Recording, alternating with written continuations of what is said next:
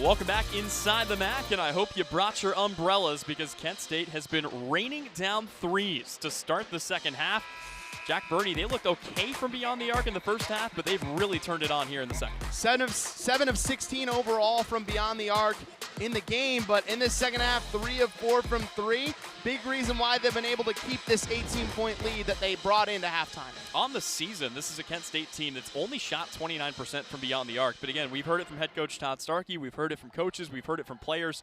That was never going to stay below 30%. And they were the second best three-point shooting team in the MAC last season, so we know that they have the capability of being one of the best three-point shooting teams in this conference. So it's good to see them start to put it together here in the second half, and hopefully, for Kent State's sake, it's a sign of things to come. Ball dribbled from Lacine off the foot of Claire Kelly and into the hands of Lopes. That was an interesting pass. It wasn't ruled a kick ball because she never stuck her foot out, but a weird possession here to start out of the break for St. Bonaventure. There's the first low post touch we've seen in a long time. And Tatiana Thomas will pull down the board off the Taylor Napper miss. Again, Thomas, a freshman, getting her second minutes of the season. Played in the big-time victory over Northern Kentucky. Kent State's done a good job of defending their home court. Their only loss at the MAC Center this year came to Florida State earlier this season, as Thomas will go to work, puts it up, and there it is. The first bucket of Tatiana Thomas's career, and the freshman adds 2 more to the Kent State lead. They're up by 20.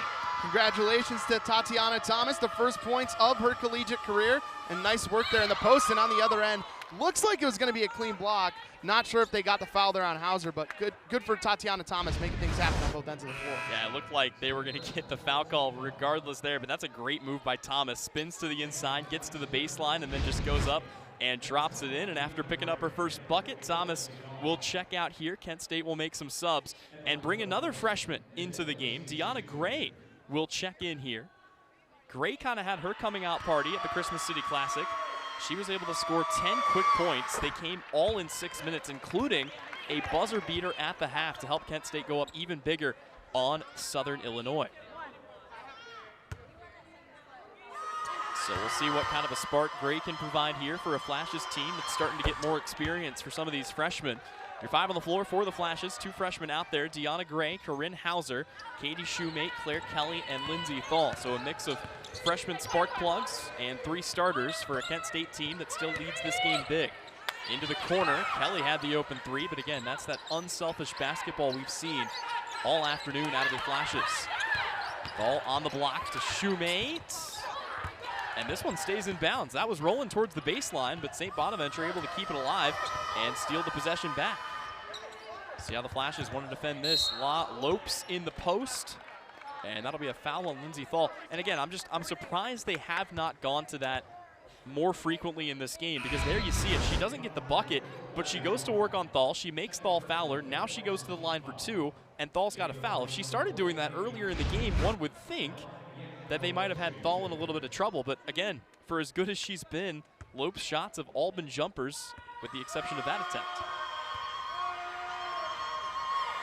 First free throw is up and in. Lopes, a 69% free throw shooter on the year.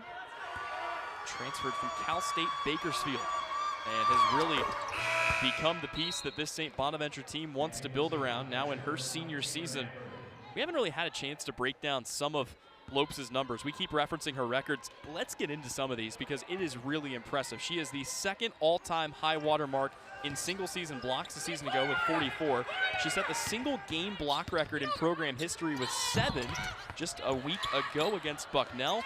She is 4th all-time in blocks for the program overall, and she leads them this season through these first 8 games, as she'll try to go up there, get a block by Katie Shoemate. She leads the team in blocks this season with 22. To put that number in perspective, Lindsay Thal leads Kent State with 6. And she's been an outstanding player throughout her career, and this season really starting to put it all together. You see 2nd in the A-10 and tied for 4th in Division I in blocks, so she's having an outstanding year, especially on the defensive end. Well, we mentioned this is a St. Bonaventure team that's got a lot to prove. They were picked to finish last in the A-10 preseason poll. At the top of that stands UMass, and again, they're trying to sort things out after they lost another centerpiece a season ago in Asian A. Johnson, who picked up A-10 honors on her way to graduation. So Again, a team still trying to put the pieces together after losing a couple of big pieces and still working with a relatively small roster. This is Deanna Gray. Kent State running out of shot clock. Great movement, though, to get it to fall in the high post. They'll slip it behind. It's Corinne Hauser who lays it in with the left hand. Kent State only had 7 seconds left on the shot clock. They made 4 passes to get the open look. Great ball movement there by Kent State. Great awareness there by Corinne Hauser to cut to the basket. Lindsay Thal, her 5th assist of the day. Wide open look underneath, though. Kent State fell asleep. Ironically, Taylor Napper takes advantage of that and drops it in the cup for a pair. St. Bonaventure still down big, but still battling here in this one as Lindsay Thal will fire a 3, left it short, and the Bonnies back the other way. Kent State still trying to get their freshmen some big minutes here. Again, both Deanna Gray and Corinne Hauser have played big minutes all season, but with a chance to really kind of take charge here, and we'll see how much Kent State wants to press here with Hauser. Hauser wants to go all the way. She will draw the foul, and for the 3rd time this afternoon, Corinne Hauser will head to the line to shoot a pair. Get a look here, Lindsay Thal in the post, realizes the shot clock's going down. Great cut and great feed to Corinne Hauser as she puts in her 14th points of the day. Got a chance for 15 and 16 at the line right now. We've seen Kent State do that throughout the season, and again, we thought up here in the booth that they didn't have time for that last pass. You know who else thought they didn't have time? St. Bonaventure's defense, and that allows Kent State to get the easy lay-in.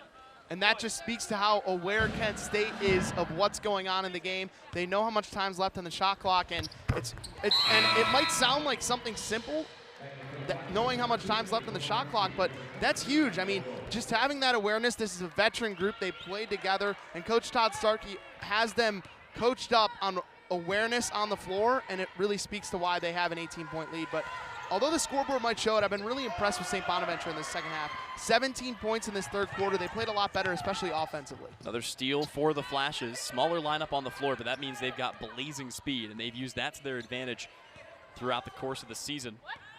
Really quickly, I did want to note, I had to go and check to be sure, but Corinne Hauser, it's a new career high. I know it's early on in her freshman season, but 16 points plus whatever she gets through the final quarter and 15 seconds will be a new career high for Corinne Hauser.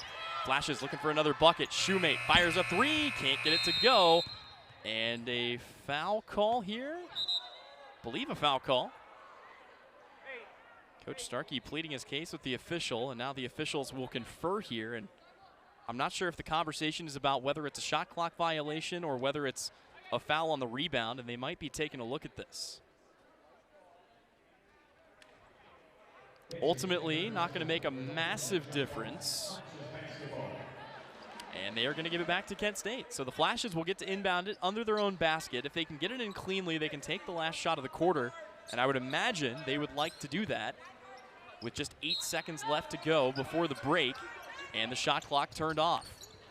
They will fire it into the top here. It's Pavlansky, now back to Santoro. Time down to 5, jump step. Ogle, corner 3, can't get it to fall. It'll ricochet away, and we'll have one more token inbound here before the end of the 3rd quarter. Both teams have gone cold from the floor here. Each has won for their last 5 from field goal range. And Peyton Fields. Actually, Anaya Webb will check in here for St. Bonaventure. She'll come in to replace Lacine. So they want a little more size to guard the inbound. Kent State gets it in quickly. Shot is up. It is in, and they're going to say count the bucket. Kent State only had a second to go. It was all they needed, and Katie Shoemate picks up her 12th and 13th point to extend the Kent State lead to 20 at the break. Through 3, Kent State 57, St. Bonaventure 37. You are watching women's basketball on ESPN+.